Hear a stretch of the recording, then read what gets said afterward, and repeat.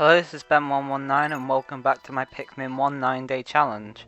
In this episode, we're going to be doing Forest of Hope and it is day 7, so we only have 3 days left of the challenge. So what we're going to be doing today is we're just going to be doing some cleanup and some stuff we couldn't do before on day 2. So we're first going to do the Armored Cannon Beetle today. Now, the Armored Cannon Beetle, you can do that on day 2 if you have enough time. I didn't have enough time because I suck. So we're going to do it now. It's just that I'm going to have to re-kill the adult Bulborb, which is a bit annoying. So we're going to get out a load of blues and a load of yellows, a bit like Distant Spring. Don't need any reds today. Tomorrow we'll be needing some reds because we'll be fighting a Beady Longlegs and we'll be doing some other stuff in Forest Naval. So we're going to take out the little baby, like that. Then we're going to get him in a tight swarm, and we're going to kill the big one. If you get him in a tight swarm and then swarm, I feel like they're doing more damage. Notice I whistle them straight away. That's 1, because I want to be a little bit more optimal, and 2, because if I don't whistle them straight away, sometimes they get crushed through the ground. Because on the Wii version there's a thing called the crush glitch, and it's really annoying and I still don't really get how it works. I just kind of know how to prevent it, so I'll do what I can to prevent it. Get some bombs. I got 5 yellows with me even though I only need 4 bombs because I thought I might lose one. Because it's happened before. So I'm going to throw my bombs up on this ledge. And there is a gate there which you can knock down with regular Pikmin, but obviously using a bomb is quicker. Like in Distant Spring there's quite a few gates, and yes, you probably could do 9-day with knocking down the gates, but it would be a lot more tight on time. Because you'd have less Pikmin to do other stuff that's important, like carrying parts or killing enemies. One more bomb, and the gate will be down. So there's another Armored Cannon Beetle in here. I think this is the Cannon Beetle you're supposed to fight first, but we're going to throw a Pikmin, and he'll suck the Pikmin into that hole on top of his head. And we're just going to get this part and run past. So we're going to whistle all these Pikmin. And we're going to go around the back and throw another Pikmin in so he's distracted. There you go. That'll be enough to distract him. We don't even need to fight this one. You could fight him, but it's slow. So I don't bother. Not that slow, I guess, but it's slow nonetheless. There we go. Now I'm gonna get this red Pikmin. I don't know why there's a red Pikmin there. It just is. I think it's to do with the crush glitch that happened on day 2. I'm just going to stay a little bit away from this part because if I get a little bit too close a text box will come up telling me about the part, and that obviously loses a few seconds. Doesn't lose in-game time though, so that's the important thing. This really isn't a speed run. I guess it's fairly fast for a 9-day challenge / playthrough, but it's nowhere near good enough to be a speed run. I'm thinking of learning the 9-day route, but I've got other plans for different games as well at the moment. So we'll see what happens. So I'm going to put a load of blues on this bridge, and then I'll put some blues on the other bridge, the smaller one. So while they're working on this bridge, we're going to go get the Snagret part today, which is the most out of the way part in this area, in my opinion. And you can actually get it without blues, but it's quite a lot harder and you have to take a different route back. You can actually get this part here without blues, but it's pretty difficult because you have to get reds all the way over to the island area and you have to almost kill them to get them over there.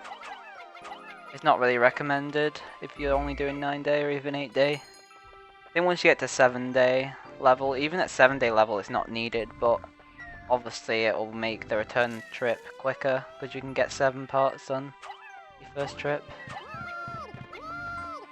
There we go, we've got some bombs. And that little Bulborb there is an idiot because he woke up his parent. I think that's supposed to be the parent. I think the big one, even though it says dwarf Bulborb, there's different types of Bulborbs, but I still like to think of them as that's like the kid and that's the adult. I don't know, it just works better. It makes more sense in my opinion. Like I was saying, Bulborbs are very lazy. In Pikmin 3, Bulborbs are not even threatening whatsoever apart from the orange ones. Like, red Bulborbs in Pikmin 3 are the easiest thing ever. You only need like 20 reds even less, probably like 19 or 18, and you just swarm, and you kill it every time. In Pikmin 3, you can get like 70 or 80 Pikmin and still lose quite a few to a Bulborb if you're not careful. I'm gonna push this box. This box is pushable without blues, but it's easier with blues. Create a little gap.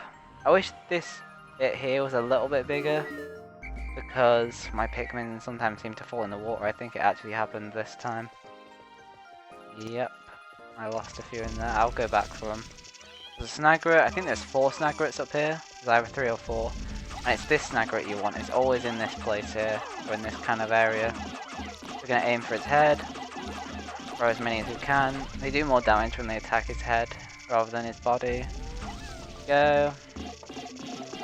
Higher up you attack, the more damage they do. Go.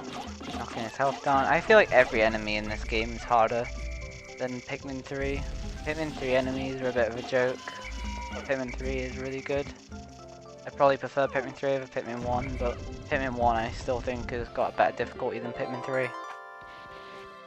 There you go, carry that. And now I'm going to get the Pikmin that were left in the water. I was going to spam them there, then I realised there was a Snagret, so I thought it's best not to do that. So I'll probably lose them. At this point in the run, I've only got day 8 and 9 left.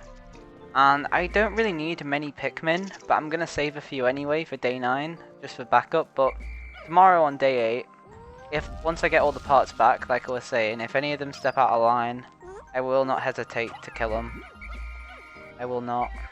I will just throw them straight in the water or straight at a fiery blowhog, or whatever kills them quickest. Those Pikmin are really dumb in this game. They're just really stupid sometimes. There you go. Now there's a bridge there on the left. I could have maybe put 1 or 2 extra blues, that probably would have been better. I don't quite know the optimal amount to put on the bridges. Depends how long you take in the Snagret area. That part is back. Now we just need to get this part back here. And we got everything in Forest of Hope. As you can tell, the return trips, like I was saying before, you only go back to each area for around half the day. And you're usually done by then. There's no need to stick around, unless you're really low on Pikmin. Say if you struggle to do the 9-day challenge and you have more stuff to get, maybe you'll need more time. Or maybe you'll need to reflower Pikmin or grow Pikmin. There's plenty of opportunities in the challenge to grow more Pikmin, especially day 4 on Impact Site. You have the whole day if you need it to grow Pikmin. I would recommend doing that as well. Even though you only need 15 yellows in the whole run, I'd recommend growing 25 as a beginner, because it's really easy to lose yellows. And there we go. Got the final part back. So tomorrow in Forest Navel we're going to be getting 4 parts and we'll be up to 29. Then we can get the final part on day 9. So yeah, thank you for watching day 7. If you liked it, please leave a like and subscribe if you're new around here. Day 8 will be soon. Thank you for watching and goodbye.